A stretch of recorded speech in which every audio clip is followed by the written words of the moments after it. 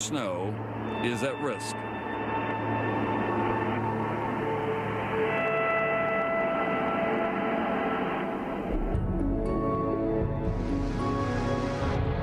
The world is at a crossroads. If we decide to burn all the oil, gas, and coal on the planet, we're going to take the atmospheric carbon dioxide concentration we started with and make it 7 times that. And that will create a world that's so very different that I think there's no chance that we'll actually burn all the oil, gas, and coal. I think it's inevitable that we're going to decide to solve this problem. The only question is when. We may not be able to stop global warming, but we can slow it down and make the changes less extreme. The good news is the future remains still largely in our hands. There is going to be more warming, but it can be a modest warming, and we can have a soft landing instead of a crash landing.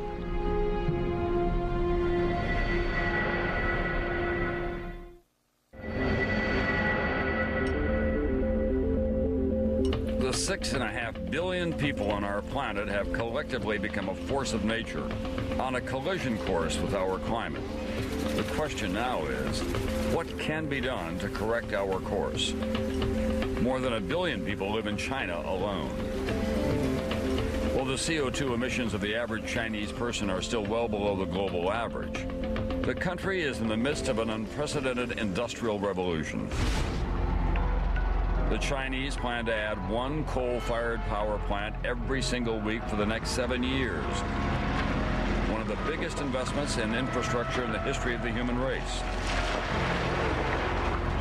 China's CO2 emissions are rising rapidly. It is already the world's 2nd largest source of greenhouse gas emissions. Number 1, the United States. Right now, the U.S. makes up only 5% of the world's population. Yet it is responsible for 25% of the carbon dioxide released into the atmosphere. With the world's 2 most populated countries, China and India, already emerging as energy-consuming industrial giants, scientists such as James Hansen agree that the need for bold, corrective action on a global scale has never been so urgent. We should have started a decade ago and getting really serious about it, but we'd better start now. The orders of magnitude of this are huge, but I think there will be legal responsibilities, not only because the United States is the biggest producer of greenhouse gases, but because we have discouraged the completion of international accords that would have mitigated the problem. Hansen is referring in part to one of the most sweeping efforts to date to cut greenhouse gases, a plan known as the Kyoto Protocol. Under this treaty, industrialized countries commit to reduce their emissions by certain amounts and dates. More than 160 nations now have ratified Kyoto.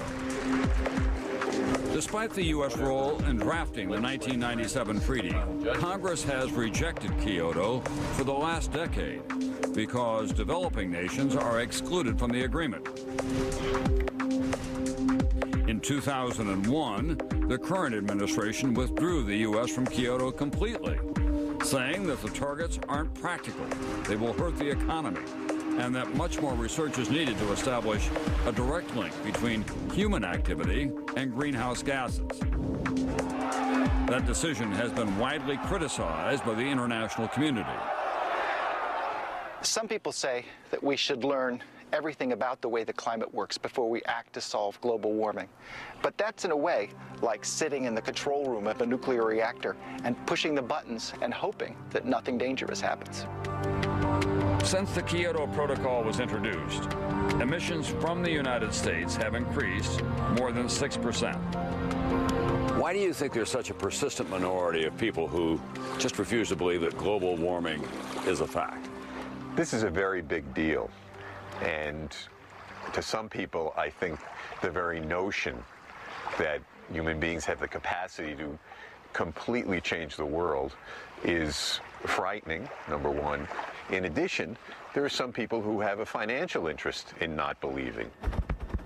Still, many countries are taking aggressive steps to cut emissions and moving forward with big ideas to solve the global warming problem.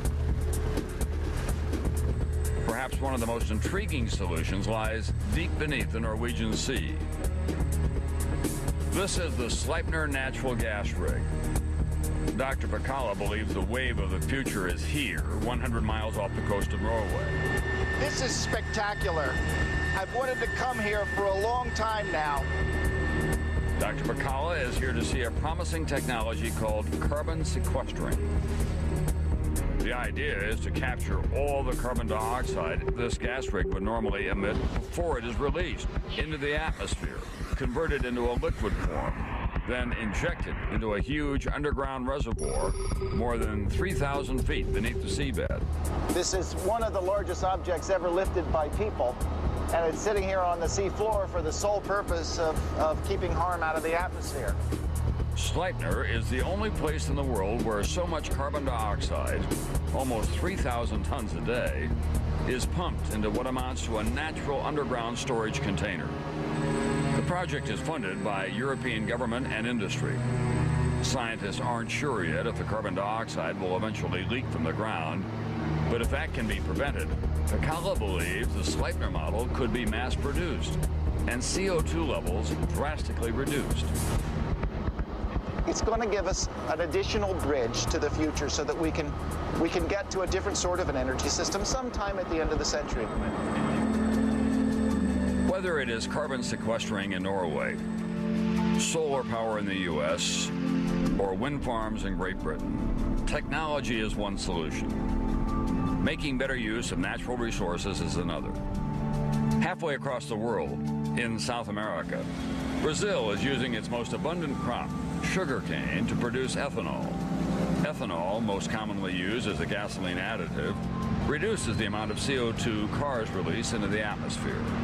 Brazil is now the world's leading producer and exporter of ethanol, and as a result, it has completely weaned itself off of foreign oil. But yet another challenge for Brazilians and the rest of the world lies here, in the Amazon rainforest, which plays a vital role in scrubbing CO2 from the air. More than 5 million acres are lost every year to loggers and farmers in the Amazon. Countries around the world are starting to realize that if we really want to deal with climate change, we've got to have something to slow the destruction of rainforests as well. Ecologist Dan Nepstad believes that the future of the Amazon lies in part on an emerging new market called carbon trading. Under the Kyoto Protocol, nations that don't